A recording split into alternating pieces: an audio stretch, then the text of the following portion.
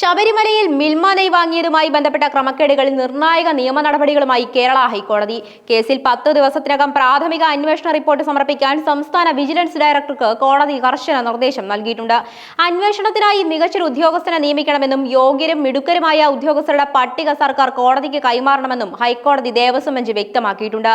Sealed കവറിലാണ് അന്വേഷണ report കോടതിക്ക് നേരിട്ട് കൈമാറേണ്ടത്. റിപ്പോർട്ട് സമർപ്പിക്കുന്ന അന്ന് തന്നെ കേസ് അന്വേഷണത്തിനായുള്ള പ്രത്യേക അന്വേഷണ സംഘത്തിലെ അംഗങ്ങളുടെ പട്ടിക നൽകണമെന്നാണ് കോടതിയുടെ നിർദ്ദേശം. ഈ വിവാദത്തിന്റെ പശ്ചാത്തലത്തിലേക്ക് നോക്കുമ്പോൾ നെയ് വിതരണത്തിനായി മിൽമയുമായി കരാറുണ്ടാക്കിയതിനെ ദേവസ്വം കമ്മീഷണർ അന്ന് തന്നെ എതിർത്തിരുന്നു എന്ന് ഹൈക്കോടതി തിരുവിതാംകൂർ ദേവസ്വം ബോർഡിനോട് ചോദിക്കുകയുണ്ടായി. അന്നത്തെ എക്സിക്യൂട്ടീവ് ഓഫീസറായിരുന്ന മുരാരി ബാബു നൽകിയ കത്തിന്റെ അടിസ്ഥാനത്തിലാണ് ഈ ടെൻഡർ നടപടികൾ റദ്ദാക്കി ലിറ്ററിന് 510 രൂപ എന്ന ഉയർന്ന വിലയിൽ മിൽമയ്ക്ക് കരാർ നൽകിയത്.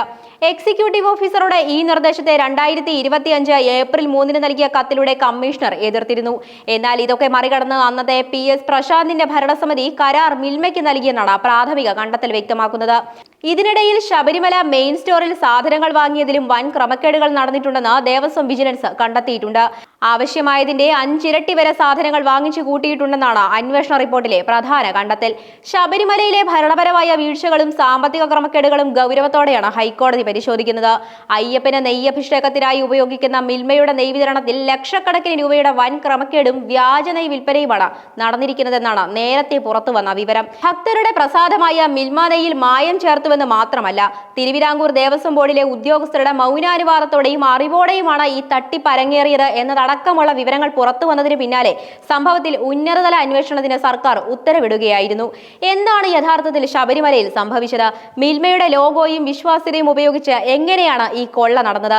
വിശദമായി നോക്കിയാൽ ശബരിമലയിലേക്കുള്ള മിൽമയുടെ നെയ് വിതരണത്തിൽ ഗുരുതരമായ ക്രമക്കേടുകൾ നടന്നിട്ടുണ്ടെന്ന് സ്ഥിരീകരിച്ചത് ക്ഷീരവികസന വകുപ്പ് നടത്തിയ സമഗ്രമായ അന്വേഷണ റിപ്പോർട്ടിലാണ്.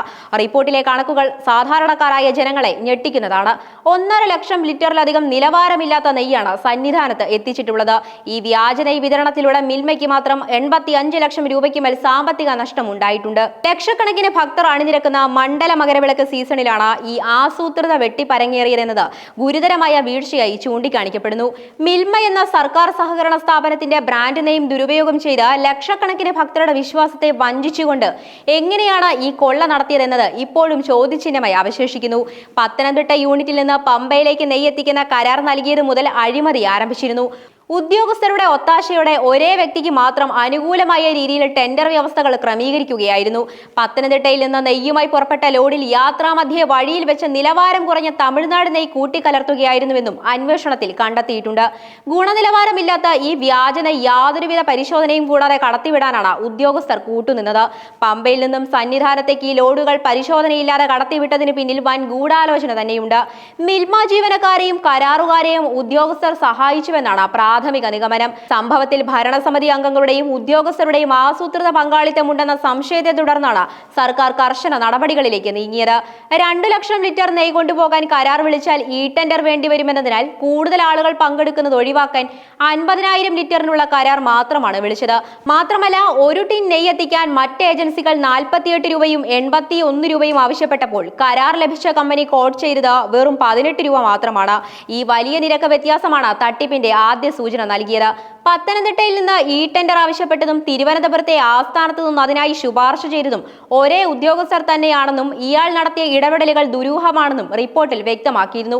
ശബരിമലയിലേക്ക് ആകെ 30 ബാച്ച് നെയ്യ് തയ്യാറാക്കേണ്ട സ്ഥാനത്ത് പരിശോധനകൾ വെട്ടിച്ചേർക്കാൻ രേഖകളിൽ ആകെ 6 ബാച്ച് നമ്പറുകൾ മാത്രമാണ് കാണിച്ചിട്ടുള്ളത്.